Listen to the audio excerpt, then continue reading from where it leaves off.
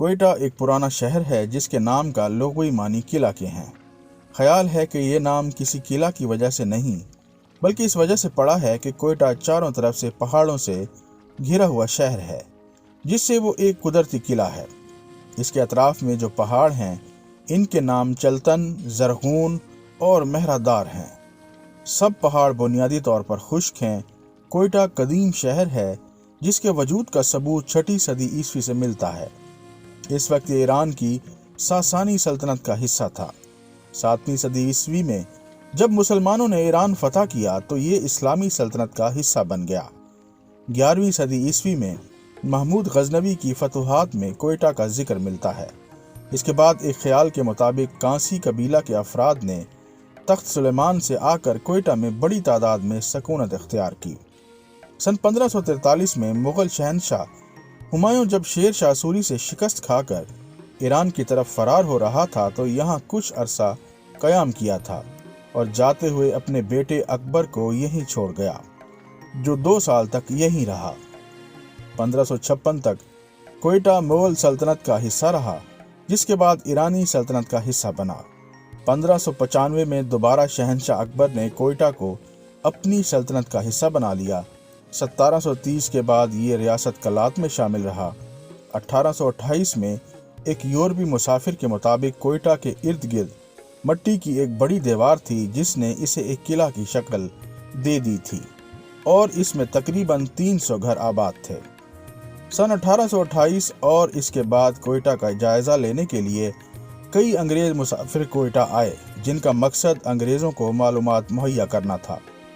सन 1839 की पहली बरतानवी व अफगान जंग के दौरान अंग्रेजों ने कोयटा पर कब्जा कर लिया। सन 1876 में इसे बाकायदा बरतानवी सल्तनत में शामिल कर लिया गया और रॉबर्ट गुरुवर को यहाँ का नुमाइंदा सियासी पॉलिटिकल एजेंट मुकर्रर किया गया। इसी दौरान बलोच कबाइल के अफराद बड़ी तादाद में कोयटा में आबाद हुए। अंग्रेजों ने कोयटा को एक फौजी अड्डे में तब्दील कर दिया। चुनाचा इस दौर में कोयटा की आबादी में काफ़ी इजाफा हुआ, जो 1935 के मशहूर ज़ल्ज़ला तक जारी रहा। मई 1935 को कोयटा में एक बड़ा ज़ल्ज़ला आया जिसने पूरे शहर को आनन फानन मट्टी के ढेर में तब्दील कर दिया और एक अंदाजे के मुताबिक 40,000 अफराद हलाक हो गए। इस क़यामत खेज़ ज़ल्ज़ला ने कोयटा को बिल्कुल तबाह कर दिया और शहर में कोई इमारत न छोड़ी।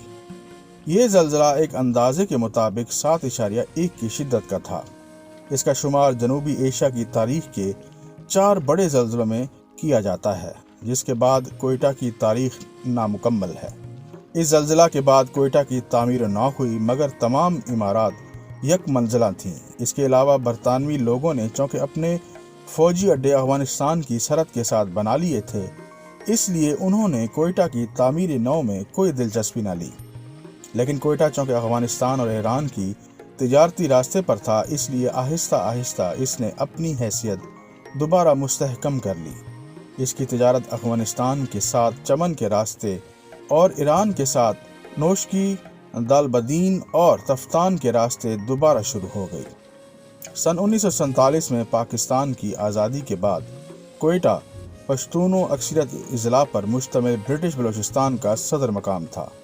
बाद में जब कल्लात स्टेट यूनियन को ब्रिटिश बलूचिस्तान के साथ मिलाकर एक सूबा बनाया गया तो कोयटा को इसका दारुल हुकूमत बना दिया गया और इसकी ये हैसियत बरकरार रही।